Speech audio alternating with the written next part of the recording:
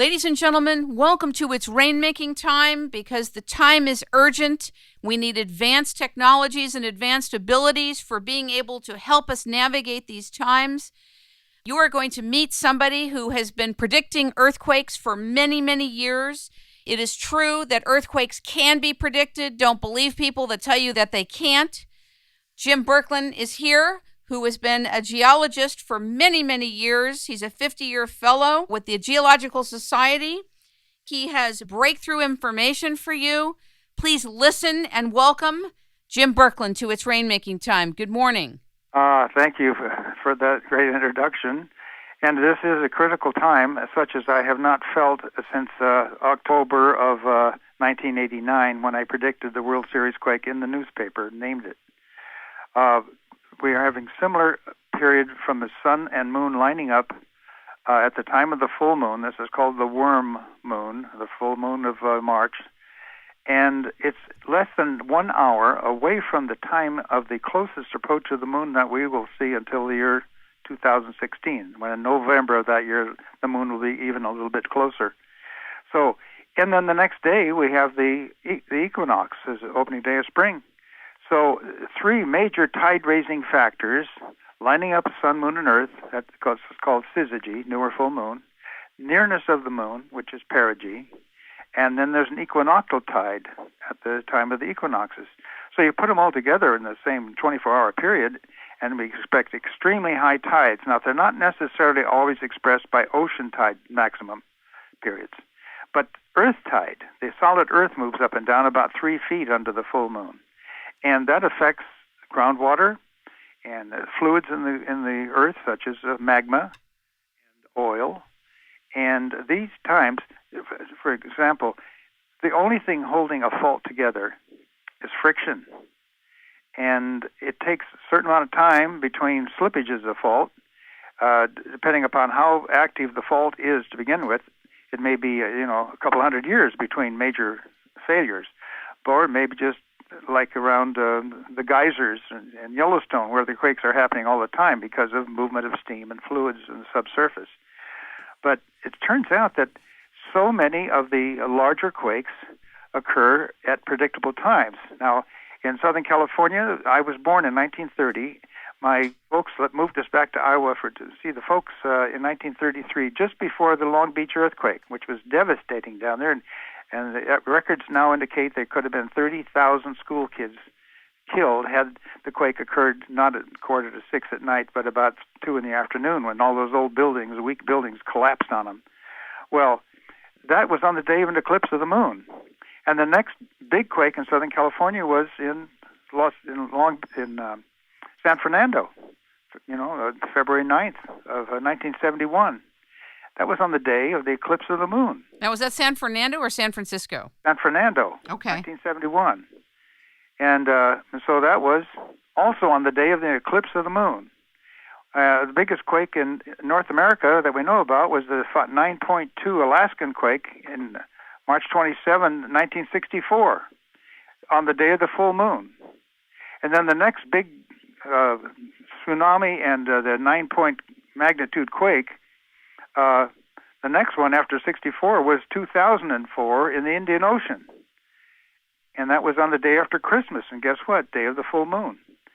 The biggest quake in the Yellowstone area was on the day of the full moon. The biggest quake in the Tehachapi area last century was the Kern County quake, 7.7 on the day of the new moon. And one would see a pattern if you keep looking at these things. And my colleagues are getting all their truth out of black boxes and believing implicitly in them because their professor told them the same thing. Earthquakes cannot be predicted. They are random events. Well, I had to unlearn that when I found out what's really going on.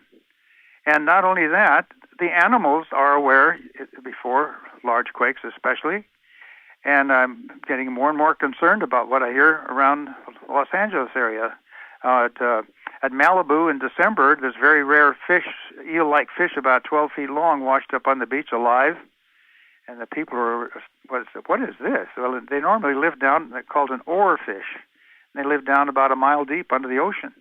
This was on the beach. And a little boy, an 8-year-old boy, came up and identified it. That's an oarfish. My teacher says, she saw pictures of it. Well, anyway, an oarfish, if you go to Google and look it up, you see the Japanese called it an earthquake fish. And there were oarfish beached near Japan last year. And it was highlighted in the headlines. Does this mean a big earthquake for Japan? You have massive schools of fish coming into shore and beaching themselves like whales and dolphins, as they did before the World Series quake and did just before the Great Indian Ocean quake. Well, we had this massive fish kill at Redondo Beach here about 2 weeks ago. All these fish filled up the boats. It was so thick with fish they could hardly move the boats, and they all died. And I guess they're turned up in recycling or somewhere. But the fish died, and we were told, well, they were probably frightened and scared in by a scavenger or by sharks or something. Baloney. And then we just heard about massive fish came in by Acapulco. They were out scooping them up and harvesting them. Very unusual situation. And then we heard about a very unusual thing off San Diego. The whale watchers here this last week are surprised to see a couple of dozen sperm whales, very rare sperm whales, all around the boat. And they'd never seen such a pod of whales in history. So it goes on and on and on. And so if you see strange animal behavior, lost dogs and cats, before the World Series quake, I'd been monitoring this lost and found animals in the local paper, the Mercury News, since 1979, when a physicist with Xerox acquainted me with the fact that the lost and found column lengthened just before local quakes. I almost hung up on him because at that time I was dealing mainly with tides. And it suddenly hit, as I was talking to him, I suddenly realized that our cat Rocky had disappeared 6 days before a 5.9 quake at Gilroy, the strongest quake in the Bay Area since 1911. And so then I listened to it much more carefully to this physicist from Xerox because he said that missing cat ads went up, and sure enough, before that 5.9 quake at Gilroy, they had 12 missing cat ads instead of the usual 3 or 4. And that's when I realized our cat, Rocky, had disappeared 6 days before that same quake. Jim, can you explain a couple of parts of this just to bring us into your level of knowledge? Is this from the magnetic field changes? You got it. And this physicist thought it was the change in gravity. But there was no real mechanism. How do they detect this? Now we know that animals, including bacteria, homing pigeons, whales, sharks, salmon, European robins, and I used to raise homing pigeons. They all have the mineral magnetite in their bodies that they grow as a significant part. They use it for navigation. And when I raised homing pigeons, and I'm sitting in the same property that I was raised in the 40s, I had homing pigeons here, and I took a couple in a knapsack and to the top of the mountain about 3 miles away, and I told my sister, I'm going to let them go at 2 o'clock, see what time they get back. Well, they took their time because instead of flying straight home like I could see our house off in the distance, they circled and circled and circled, as you do when you release a bunch of pigeons at a sporting event or something. They circle and circle 4 or 5 times, and maybe more, and then they split off in different directions so they head for their home loft. But it was always a mystery until about 30 years ago when they found the mineral magnetite behind the pigeons' eyeballs. And why would they circle? Because we have a magnetic field circling the Earth. And that's where the aurora borealis lines come down from the pole, the magnetic poles. And so if you have a magnetic material in your body like the pigeons do, and you circle around in a magnetic field, you generate, it's a microgenerator. It actually creates electrical fields. And their little brain tells them which direction is north, and then through their past knowledge, they know which direction to fly to their home loft. And before earthquakes, many pigeons cannot find their way home. They'll sit down in a park or a schoolyard or something and wait for things to settle down. And I used to deal closely with the pigeon industry, and they would call me and they'd say, "Oh, I guess we won't have our pigeon race, or we will keep back our best birds." And they were always quite appreciative to know about what the upcoming quakes were going to be in their flight pattern. So, but whales, as they say, about any animal or critter you'd look for. And then I became acquainted with, since 1982, when a gal called me from New Brunswick, Canada, where they just had the strongest quake in 126 years, next to the Bay of Fundy, where there were 50-foot tides, extremely high tides, on the day of an eclipse of the moon. And so this gal heard me on the radio station back there, and she said, "Maybe you have an explanation for what happened to me," because I'd talked about animals and birds and critters of various kinds. She said, 3 days before that quake, the first quake I ever felt in my life, I got this terrible headache. And it was just, I was living on aspirin. It was the night before the quake, the next morning. That night, I had to go to bed early. The next morning, I tried to get up early, and I just felt terrible. And all of a sudden, the pain and pressure disappeared. And within half an hour, the first tremors hit. Is that just coincidence? And I thought, she's got some special gift. Well, since that time, I have learned of at least 20 other people that had that same gift. Interestingly, 19 of these people were female, and only one man admitted to this ability, which a lot of people they may know about it, but they might not even discuss it with their family. But it's important to get that information out because that's how we all can learn. But Jim, we all have magnetite in us too, right? Yes, and guess where it is? The pineal gland? Pineal gland. It's in the middle of the forehead, right where the Indian ladies paint that red spot. We have had a sense of direction, but most of us modern people have lost that ability or the understanding of it. But some people just have this particular closeness to the pineal gland that it can give pain.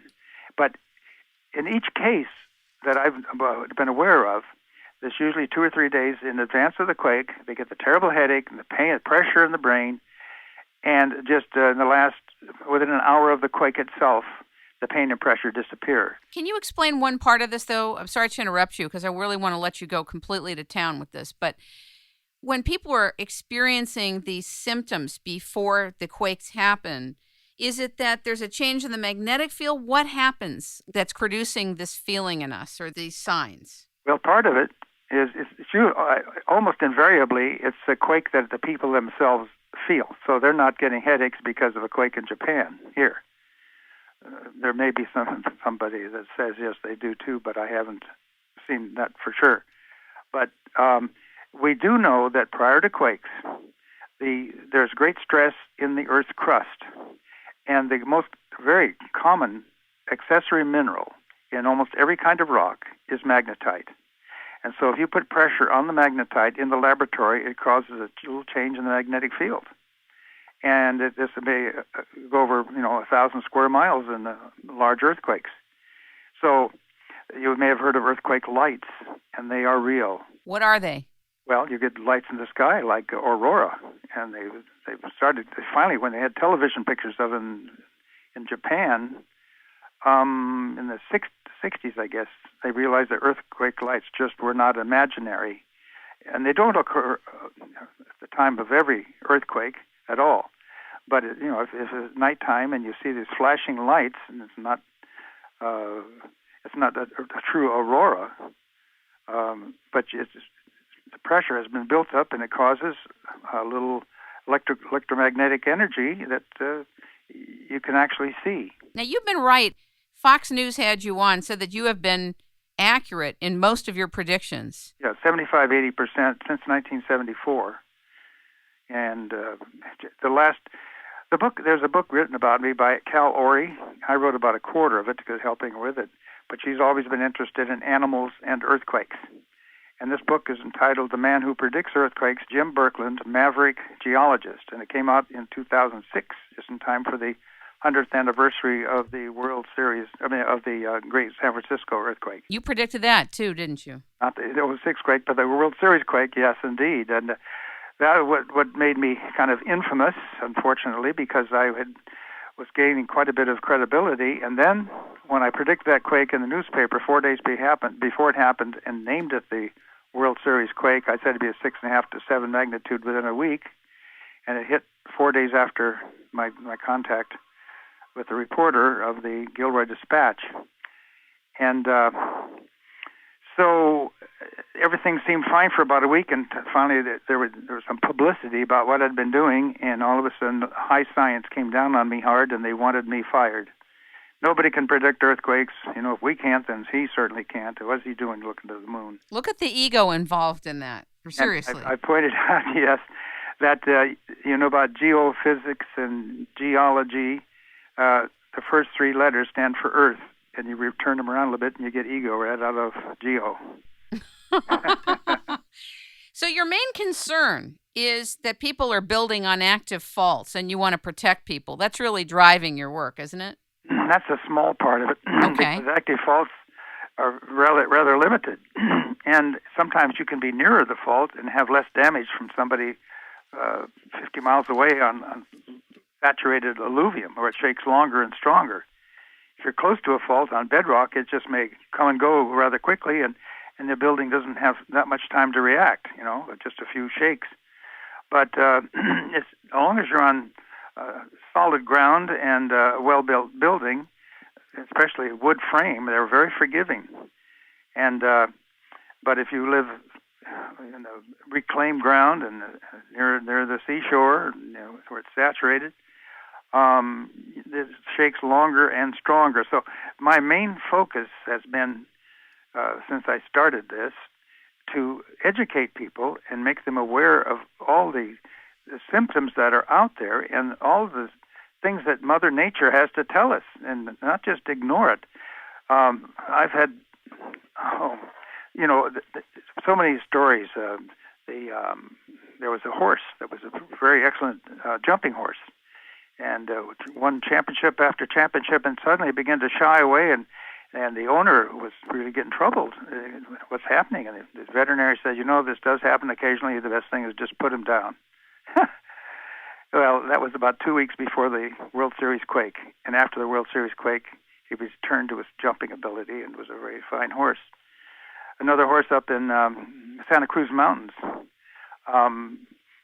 He was being boarded, and a neighbor came in to show off her brand new Mercedes and parked near the corral, and the horse was had his ears back and his eyes wide, and people were just, the very biggest concern is their new Mercedes was getting covered with dust. And the horse they said he wasn't just whinnying, he was shrieking, and then the quake happened. And the parts of the corral collapsed, and it was really pretty revealing that this horse knew what was happening within the next half hour. Is this in the realm of astrophysics, how you know what you know with regard to the moon's magnetic emanations and the Earth's? No, very few astrophysicists would admit it. I'm a geologist. Right, I know that. And I was raised in the country, and I'm willing to accept that there are some things not in the printed book. In fact, a number of things I had to unlearn from my education, and just wish I had another chance to some of my students to alert them to what's really factual and not just in a printed word or what my professor said when I was being trained. So, no, I would say I'm a general geologist, but I've always been interested in astronomy and did take a course on it at college, I guess 2 courses. And but it was not until 1974 when I realized that there was a relationship between maximum tides and earthquakes. And in the book about me, there are 23 examples where I predicted local quakes of at least 5 magnitude that were main shocks, not just aftershocks of a bigger quake, which are easier to predict. You had a big quake, and then you're going to expect a lot of aftershocks. Like here in Japan, incredibly, we've had about 50 quakes of 6 magnitude or more. The normal number of 6s during a year is about 120, maybe 1 every 3 days around the world. They've had more than 45 near Japan now because of this magnitude 9 that just happened. So I'm an observer, and that's one of the most important things I try to stress to people in a few classes that I've talked to since I retired as an active geologist. Curiosity. and willingness to accept, something outside the box. This is definitely considered in the realm of new knowledge, and it's a tragedy that in academia there is this tendency and a gravity to perpetuate more of the same. Like you can work within the same paradigm, and if you don't, you're out. Yes, and if you happen to be accepted in your field, and the reporters come to you, and you tell them that the new and full moon, the supermoon coming up, has nothing to do with earthquakes because, after all, the Japanese quake occurred before. That's just limited knowledge, and they profess that they know a lot more than they do. And I can point out that the biggest quake that we know about in North America after the Alaskan quake, or well before the Alaskan quake, was a 9 magnitude, give or take, but it was in 1700 on January 26th, when about a 9 magnitude hit the northwest, the Cascadia Trench. And the geologists only got into investigating that, in the last 50 years, that because there was no recording of it here, and the Indians had no writing, although there were legends about the great tsunami that had come in. But the Japanese had a record of it because this tsunami came in from nowhere, unannounced, on the 27th of January in 1700 and killed a number of people along the seacoast. And they wondered what happened. Well, how come no quake? Well, the quake was 1,800 miles away or so. And, it turns out that it was right after a strong tidal force at the new moon. And that's, I guess, maybe this geologist has said there was nothing to it. He was unaware of that. But more importantly, he was unaware of they had a supermoon on the 4th of January in 1700, and no giant quake that we know about. The big quake hit on the 26th of January, and then on about February 8th, there was another supermoon. So the biggest earthquake in North America since Alaska, or that we know about, there were only the two 9s we know about. It hit between two supermoons. And so it doesn't always happen that you get the big quakes exactly at the time of the maximum tidal force. It may take a while for the Earth to adjust to the changed conditions. Like on the moon, when they left seismographs on the surface, the astronauts did beginning in 1969, they found there were moonquakes.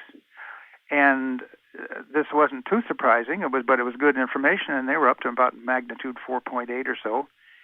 And so my colleagues, when I said, I think the moon was triggering earthquakes, come on, Jim, and the moon is so much smaller than the Earth. I mean, it's not too surprising that the Earth could, in its gravity, could trigger moonquakes. Well, it turns out most of the moonquakes occur within a day of perigee, once every 27.5 days that the Earth and Moon are closest. So the Earth's gravity does trigger moonquakes, and science accepts that.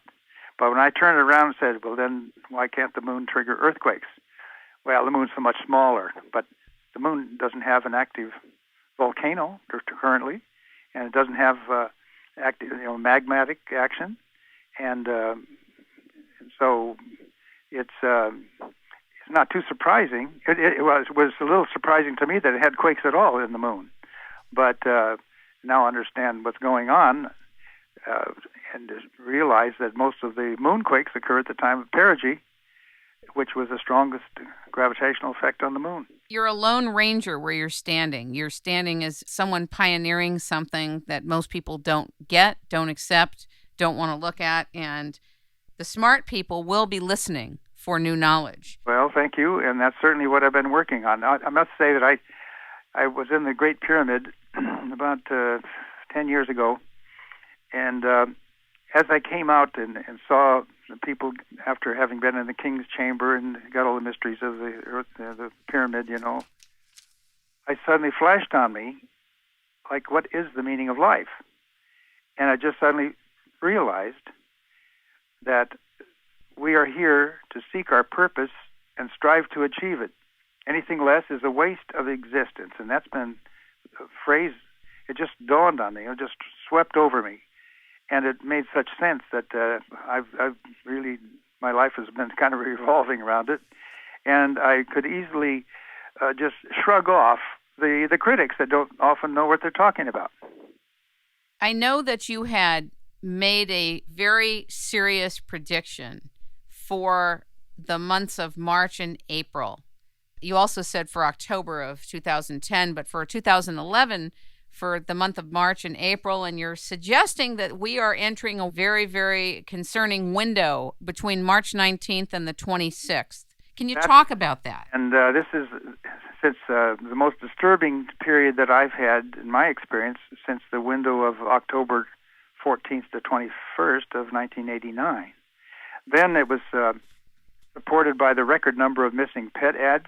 Instead of 5 or 6 missing cat ads in the Mercury News, there were 27. And instead of 20 missing dog ads or so, there were 58. And so then I put that together with the geyser slowing down. It's our normal eruption cycle, and the Gilroy Hot Springs cooling down and slowing down as it had done before 1906 and 1952 and 1979. You have to pay attention to history, or your history. Talk about this window. What's happening during this window? I'm not so much concerned at this point about the Bay Area, but in Southern California in the Northwest. Now, we know about the massive fish kill down there at Redondo Beach. Yes. There was 1 million fish swept in, and we're told that it was from predators attacked them, and that's so ridiculous. And then we just had that in December, we had the oarfish, the earthquake predictor, sweep up at Malibu, and we had this great sighting of whales off San Diego, the unprecedented number of giant whales in one little pod, because sperm whales are getting quite rare. They're endangered. But there they were all together and delighting the people that had never seen such a thing. And then down in, I think I'm getting so many calls about these kinds of things, I'm not sure if I've told you all about it, but anyway, off Acapulco, the massive small fish came into shore, and people were netting them and scooping them up, and these did not die that I know about, but they were just, the water was black with them. And so we know that oarfish were seen off Japan last year, and they reported, if you go to Google and plug in oarfish, you will see about all these harbingers of large earthquakes they were expected and they were concerned about. We do know that before the Christchurch, New Zealand quake, 3 days before that 6.3 destructive quake that so destroyed practically the Garden City in South Island. My wife and I were there just 2 years ago. But 3 days before that quake, there was a massive stranding of 107 pilot whales. They all died in South New Zealand. When they die, why are they dying? Because they can't... They get totally confused. Okay. Their whole directional signals are gone. And normally that's how they go from, the whales migrate down to Baja California and have the births for the babies and nice warm waters and a lot of food. And then they head up back towards the Arctic Ocean, and they move mostly along north-south lines, and the lines get disturbed before quakes, just like compasses get disturbed in the Earth's magnetic field. You get aberrations in the northern lights and South Pole, southern lights, same sort of thing. So it's only been in the last 30 years that they have recognized this mineral magnetite in most bodies that they've analyzed, and just you go down dozens of creatures they found magnetite in, and including people. In a big meeting in San Francisco in 1984, they announced the first discovery of the mineral magnetite in the human body, and there it is over the pineal gland, as you mentioned. And they didn't know about the earthquakes, the headaches that were related to many people also at that time, because the headaches were centered in the middle of the forehead, and that's where the pineal gland is, and that's where the Indian ladies paint the red spot indicating the third eye. So there seems to be a physical reason for creatures to react to changes in the magnetic field that often precede large earthquakes. So what can be done now with what you know and what you've been sharing. There's this window coming up. Talk about that. Yes, well, 29th, we'll have the full moon, the worm moon they call it, in March, and it's less than in 1 hour after, an hour before, the closest approach of the moon until the year 2016, when in November that year we'll have a slightly closer approach. And then the next day is the equinox, and there are equinoctial tides. So the three major tide-raising forces are almost coincident. And time after time, this has been when you have large earthquakes. And when you say the 29th, you mean the 29th of March? The 19th through the 26th of March. 19th through the 26th of March. Okay. That's a seismic window. And I've been off, like in that book about me, there's only been one quake of more than 5 magnitude in the San Francisco Bay Area since the aftershocks of the 89 quake. And that quake occurred in 2008, the day before Halloween, but on the very day of the maximum tidal force in about, of the year for sure.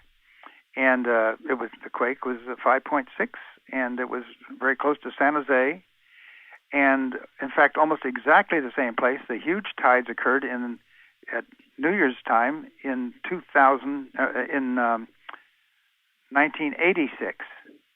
And I'd gone to a meeting of the Peninsula Geological Society and predicted a quake of 3.5 to 5.5 magnitude for the 29th of December through January 5th. And it hit right before I was going to work. It shook me up in my home in San Jose, and felt down to Monterey and to Santa Rosa, and it was widely felt. And I got commendation from my old friend that used to work with the USGS. Jim will never doubt you again. That one shook me up pretty good. Well, I thought he was endangering his whole career because he had spent 35 years with the U.S. Geological Survey. Well, I only found out later he had just retired, and so he could say whatever he wanted. So he could support my theory. Do you have suggestions for what people should seriously consider who are receptive to your input? Sure, because this isn't just theoretical. There are many things people can do, and one thing, educate your family. What earthquakes can do and what they can't do, and it's not going to be houses falling into big cracks and cities destroyed and that sort of thing unless you have a big tsunami. That's something else that the Japanese were fully prepared for large earthquakes. Their design of the buildings and their construction was excellent, and they're just, world famous for being able to handle quakes of like 7 magnitude or so. But when you get a 9 and get this 30, 40-foot tsunami come sweeping in, and they have these seawalls that may be 15 feet high, they didn't do much to stop this huge wall of water coming up, and up to 6 miles inland. These fertile valleys and agriculture and little towns and all that just destroyed. And so you could say the timing could have been predicted, but they would not have known exactly where the quake might occur. I would hope we'll start hearing about all the animals that responded. We do know about the oarfish, and but before the Kobe quake, there were strange fish that came in the shallow water, and the fishermen were delighted to scooping them all up and netting them. And so they people that were knowledgeable were suspicious there might be a quake coming. And then later on, they were studying the mineral waters. They were from a spring not far away, in a really nice spring. They were bottled waters. And somebody got the idea to check the radon content. And sure enough, over the years, the radon content had been building up before the Kobe quake. Kobe quake occurred exactly 1 year after the Northridge quake. And when the Northridge quake hit, my whole family was down there at a family reunion for the Berklands. And I was there with my double cousin Nadine, looked at all her lifetime collection of Hummelware lining the shelves, and I said, you should get some museum tape or some plastic borders there to protect those. Oh, I know I should, but she lost 90% of it 2 weeks later with the Northridge quake. And many people reported lights in the sky, and of course it was, and it came like 4:30 in the morning, on the 17th, and my window ended on the 16th, at midnight on the 16th. So my critics say, well, you missed that one. Yeah, but I only missed it by 4 hours. And people that went to sleep with my window open were awakened by the quake itself. Most critics aren't really producing anything. They actually don't produce anything because they're not trying to solve anything. They're just standing on the sidelines throwing mud at other people's work. There's the ego factor, and the fact that their economy is, you imagine you go to Congress and you want to have somebody that you're going to analyze the comings and goings of pet cats or something. They get laughed off and your budget is suddenly reduced. But there are some books out, and I hope people are aware of the book by Helmut Tribuch called When the Snakes Awake, because he was directly affected when a great major quake hit his hometown in Friuli, Italy. And his family survived. There were over 1,000 Italians that died. And he then went and was interviewing the people, and they said, oh, all of our cats just disappeared a couple of days before the quake, and most of them came back. The mother cats would take their kittens out of the houses. One farmer looked for his cats, and because there were rats and mice running around his farmyard, and there were no cats to be seen, they had taken off. Just as before a giant storm about to hit the Alps down there, the deer would come into the villages, without, more frightened about what the storm would do than they were about the people. Well, that sort of thing happens before earthquakes, very frequently. And it's just a matter of paying attention to it and not laughing it off, like so many people do. So the one that's coming, you're sensing, is going to be Southern California or up around the Pacific Northwest. That's the major concern. And you're more in Southern California. The last big one, 8 magnitude, was in 1857, and that was in Fort Tejon. And it was on the day of the full moon, and the San Andreas Fault went right through a circular sheep corral, 30 feet in diameter. It turned that sheep corral into the letter S. So we know there was 30 feet of horizontal rupture on the San Andreas with that great earthquake. At 2 inches a year, if you do the arithmetic, you'll see you had up to 26 feet of strain built up on the San Andreas compared to the 30 feet of rupture. So we figure we're pretty close to another major rupture on the San Andreas down there. And it, would be mostly the Mojave and well to the east of Los Angeles, but the buildings that were built under modern, methods are relatively safe as long as they had solid foundations and the foundations were anchored to the main structure. If the main structure is a beautiful box, but the foundations are inadequate, the box will move, a long ways and shake up people and things. Have you taught other people to be able to do what you know how to do? I'm not a structural engineer, but I've certainly studied and went to a number of meetings, and some of them are aware of the factor about tides. But mostly they're not going to talk about it in public meetings. I mean, are you privately able to teach others how they can calculate the tides to know when there's a danger zone? Well, every year I get a calendar showing the maximum tidal periods, and I have it all highlighted in orange when the window was open, and we have that to open here on the 19th. Now, interestingly, the 19th was the day when the swallows were supposed to return to Capistrano. Every year, March 19. Right. Well, it's just coincidental. It also happens that the 20th, which is the day of the equinox, in the Baha'i faith, they recognize that as the first day of the year. I just learned about that a little while ago, and on my newsletter, I said I don't think it relates to an earthquake, but certainly the timing is there. We have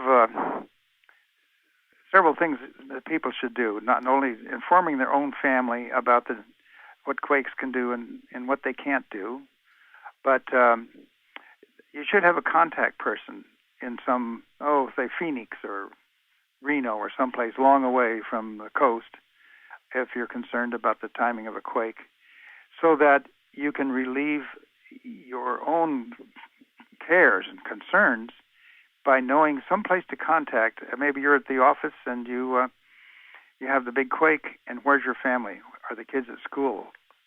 Somebody's taking care of them. What do we do? So if your phone is working now, that'll be totally jammed up probably, but whenever you can, you get onto a phone and call somebody in a safe area. Well, we just had this terrible shake, and how's my wife doing? She called in? So they're a clearinghouse for such information, and that's Sure. it's very helpful to have such an ability to do that. Know that you don't want to be on an overpass when a big quake hits, and but it's hard to avoid it. I used to go along the San Andreas Fault as my seismic window was open, and I wasn't quite sure to hit the accelerator or the brake as going under an overpass.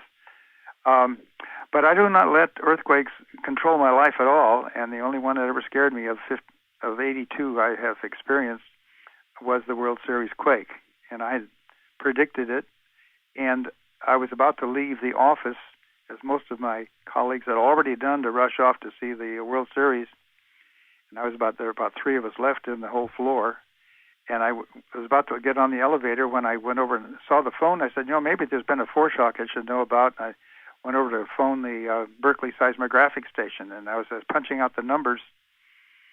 I had about two more numbers to go, and the quake hit. And it was a huge, 7.1, the most I'd ever experienced. And the building rocked and bounced, and it was there were filing cabinets falling, and in my whole office, you couldn't see the floor anymore. All the books and rocks were on the floor. But I saved a big microfilm reader from toppling off the floor as I was moving back and forth trying to stand up. And, of course, a number of people were hauling in the elevators. They were all stranded between floors, and I had to go down the steps after about 2 minutes when the building stopped shaking. Tall buildings shake a lot longer. The ground itself, near the epicenter, only moved about 15 seconds. And can you imagine to have it shake for 4 minutes like it did with the quake in Sendai here in Japan? It was about 3.5 minutes with the Anchorage quake in '64.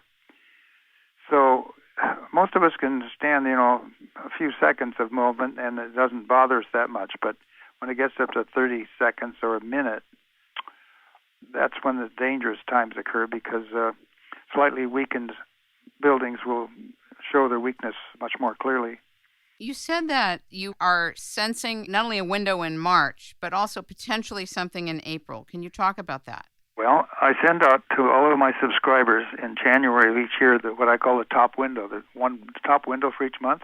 Yes. So it's March 19 to 26 and April 17 to 25, both at the time of the full moon, both at the time when the moon is at perigee, and these create what are called perigean spring tides.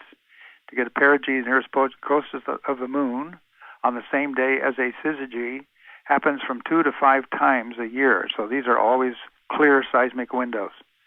And then the other windows on the list, ones for each month, are much lesser concern. Although we can look ahead now to see a perigean spring tide in look at here, September 27 to October 4, and October 24 to 31. And so those are the 4 seismic windows of this year, the top windows. How do you know where they're going to occur? That's my question. Oh, that's a very good point. And that's the sun and moon position only tell me when. They do not tell me where or how big, and that's when I rely upon the animals, and the hot springs, and the geysers, and the sensitive people, and sometimes a buildup of radon gas. So that tells you, adds to your certainty that something is likely to happen. Now, it never do really know for certain, and I've been wrong, about 25% of the time, and this time I'm giving this a 90% chance for a quake of 3.5 to 6.5, hit within 140 miles of Los Angeles, within 140 miles of San Francisco, and in the states of Washington and Oregon. And we just had a whole rash of small quakes up in southern Oregon and northern California, up to 5.0 and 4.6, 4.5, 4.4.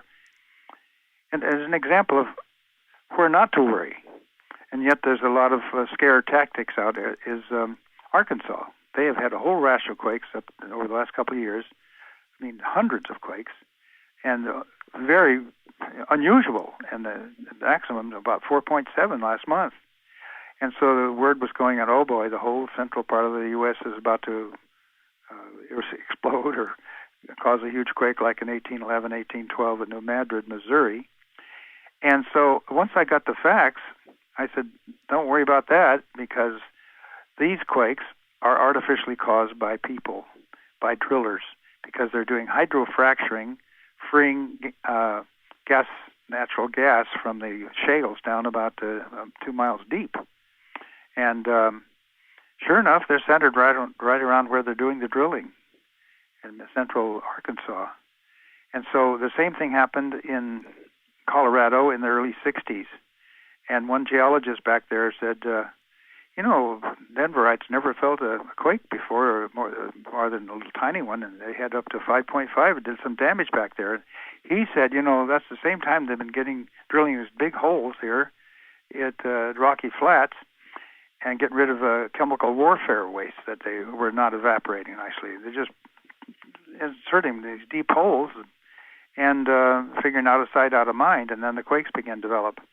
So the high science said, come on, we're just drilling holes and putting fluids in the ground. That is not affecting these earthquakes. It's like saying we could raise the Rockies with an eyedropper. And so these comments came out, and this geologist almost lost his job. But they had to shut down the big pumps for maintenance, and then the earthquake stopped. And after about a month, they started up the pumps again, and after a few days, the quakes began again. And then the powers that be said, we thought so all the time. It's perfectly logical. And that has become, since the mid-'60s now, that's become known, as has the fact that large reservoirs can trigger quakes, because the weight of the water and the infiltration of the water into the deep flow allows faults to slip. And this was poo-pooed for years and years until finally they got enough records showing that areas of new filling of dams after the reservoir had been filled, the quakes would begin, and some of them are damaging quakes over 6 magnitude, where they hadn't had quakes before. So that's another bit of common knowledge. Now, it won't be long before people will look at the phase of the moon and say that odds go up for a quake in a seismically active area. And then if they were bold enough, they would start paying attention to the animals as well. So this is, part of the story, and it's interesting. I could not publish on this myself. I submitted papers to international meetings, and generally they're rejected. So that's astrology. You're looking at the moon, and we're looking at the Earth. Well, I'm looking at both. This is all about new knowledge, really. It's all about the fear of new knowledge and people being invested in something and it being rendered antiquated or not useful anymore or not effective or have gotten to the level at which it was in use and no longer productive anymore. I've reached the age of 80, and so I don't care what my critics say anymore because they're the ones that have the problem. I agree with you.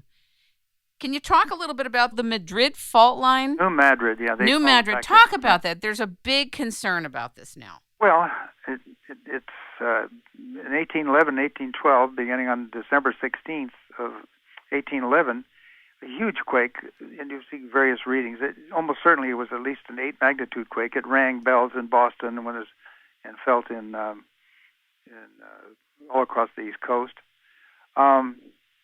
And it caused the Mississippi River to flow backwards for a while as a big wave swept up. And there was an early steamboat coming down the Ohio River. It just entered the Mississippi, and all of a sudden it was back in the Ohio. And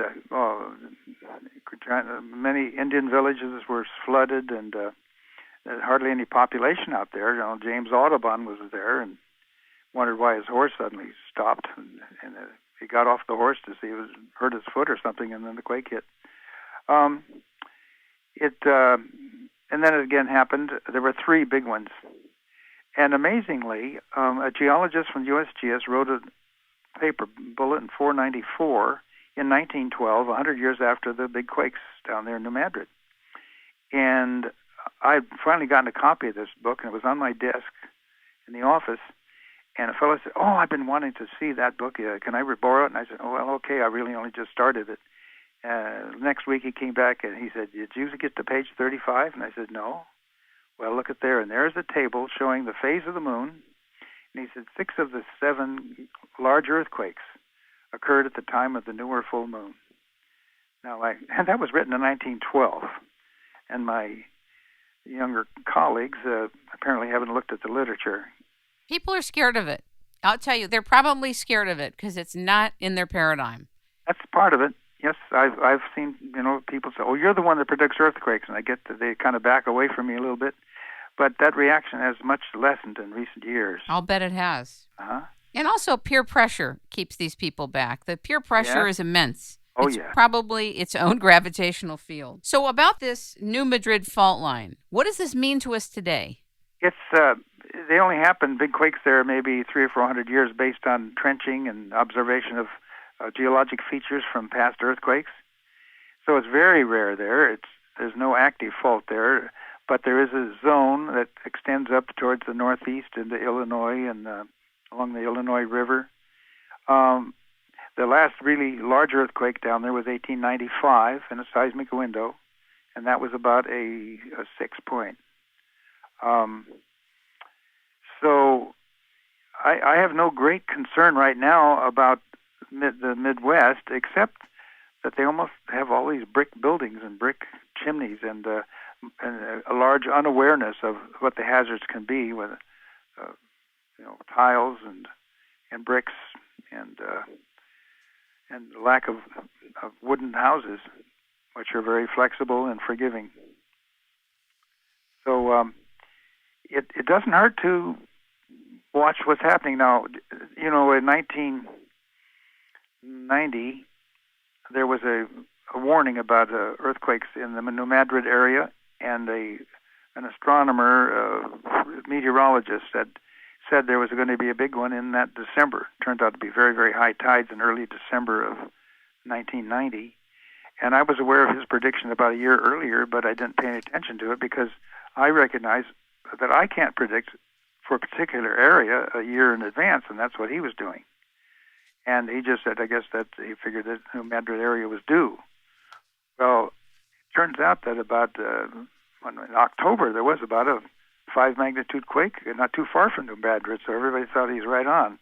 But and I was being interviewed by Unsolved Mysteries, and they wanted to hear about my talk about the animals and the quake of October '89. And then they said, "Well, what do you think about this big quake due in New Madrid?" And I said, "I don't believe it. I'd give it less than 1/2% chance of happening, because you have to have local clues from the animals. There's seepage of springs and change in temperature and radon gas and that sort of thing, and there had been nothing like that I knew about. So they immediately stopped the interview. And I talked with the people and brought up their pet dogs, and we talked about the horse that had shied at the corral and all that, and we were right on the scene. But they didn't use it all. It ended up on the cutting room floor. Left there. But let me ask you this. There is a way, isn't there, to look at the tides into the future based on where they are now, or is it not really? No, you get from the National Oceanic and Atmospheric Administration. I actually rely on a calendar that's produced every year, and you can get the tide factors for any place in the world, mostly around North America. So I have it for Southern California, and I could just give out the number if I wanted to get people to get their own tide. Sure. It shows the daily ranges in tides, and internet orders and info at www.tidelines.com. And you can get your calendar for maybe $20, and they'll send along with it a little one, instead of a big wall calendar, a little pocket calendar that shows you the same things. And you can get them for San Francisco, Monterey, Morro Bay, Santa Barbara, Los Angeles. So you have to get them in a particular area, correct? You order whichever you want, yeah. And they go work to Hawaii and up and down the East Coast. Of course, the tides are larger along the Pacific coast. Down in the Gulf, they're very small, just as they are in the mid-Pacific. The tide ranges are very small. They largely depend upon the local topography, and that's why they just had the really great damage in Crescent City. They have like a funnel-shaped topography offshore, and it just normal tide would maybe be 5 feet high, and suddenly it's channeled upward into 20 feet or more. So you can see on the wiggly lines every day going up and down, and during the neap tide periods when there's not much variation, it's usually in between the newer full moon. And then if you see perigee approaching the newer full moon, you'll see the tides getting more and more extreme. And I see here, looking at the end of December this year, the maximum tide goes top of the date, and the bottom is right down to a minus. So typically in the Golden Gate, a tide on a neap tide period ranges between 4 and 4.5 feet between high and low. Then as you approach a syzygy, it'll be 7 feet. And if it's a syzygy perigee, it's usually over 8 feet to a maximum ever of 9.2 feet. And that's what happened in 1974 on the date that I had first become aware of the importance. Well, I'll be guessing at a phone call here in a couple of minutes. Indeed. Jim, I really want to thank you for taking this impromptu call and for sharing yourself on It's Rainmaking Time and making yourself available. And thank you for all the years of work that you've been doing and the new knowledge that you're bringing through to everybody. And I really want to commend you for your courage and your diligence to stay with it no matter what, no matter who jokes about this or thinks it's a joke and doesn't understand that it's part of new knowledge. Thank you so much. And get the book. Yes, we're definitely going to get the book. And also, can you tell us your website address? Yes, Syzygy Job, SYZYGY, my initials, at AOL.com. SyzygyJob.com. That's my website. SYZYGYJOB.com. Exactly. Fantastic. So lining up sun, moon, and earth. It's a pleasure. Thank you so much. Very good. All right, bye-bye. Bye-bye.